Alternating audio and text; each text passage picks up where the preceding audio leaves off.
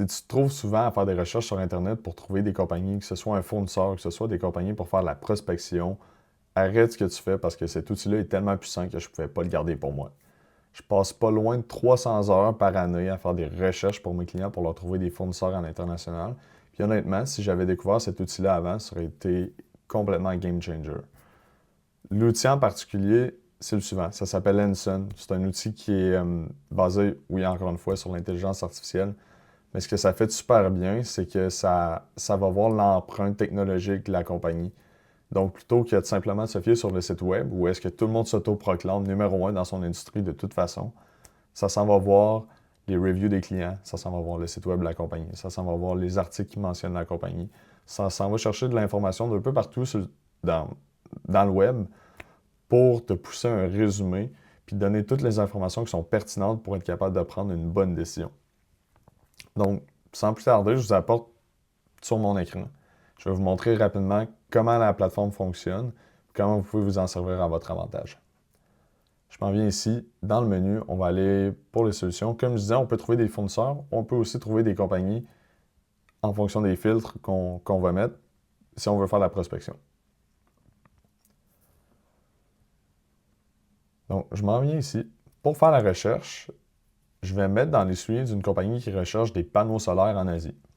Donc, je vais commencer par aller dans l'outil de recherche. On va écrire Solar Panels. Je lance la recherche comme ça. Vous allez voir, ça me sort déjà plusieurs compagnies, mais je veux me concentrer sur les filtres en haut en premier. Donc, je vais commencer par venir sélectionner le pays que je vais déjà avoir ciblé au préalable. On va sélectionner l'Inde. Ensuite, moi, ce que je recherche, c'est des produits et non des services parce que, évidemment, je ne veux pas une compagnie qui offre des services sur les panneaux solaires. Je veux vraiment le panneau solaire. Donc, on va aller chercher produits. Ensuite, je ne veux pas travailler avec un distributeur, je voudrais travailler avec un manufacturier directement. Donc, je vais venir sélectionner la case manufacturier.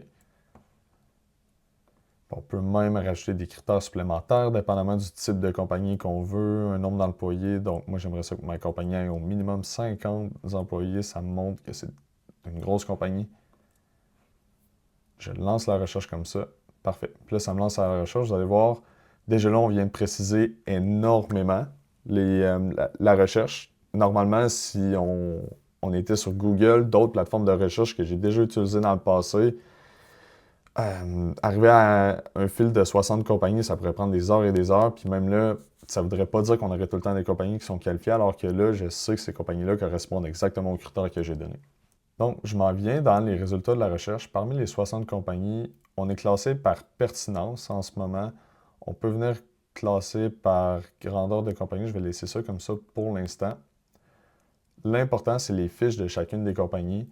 Donc, on voit le nom de la compagnie, mais plus important encore, on voit où est-ce que la compagnie se situe. On voit le nombre d'employés qui travaillent dans la compagnie, puis on voit quand la compagnie a été enregistrée, ce qui est tous des critères super importants dans notre sélection. Puis encore mieux, on voit les key takeaways qu'ils appellent. Bref, c'est un résumé de la compagnie, justement basé sur la lecture de l'intelligence artificielle de l'empreinte technologique de la compagnie.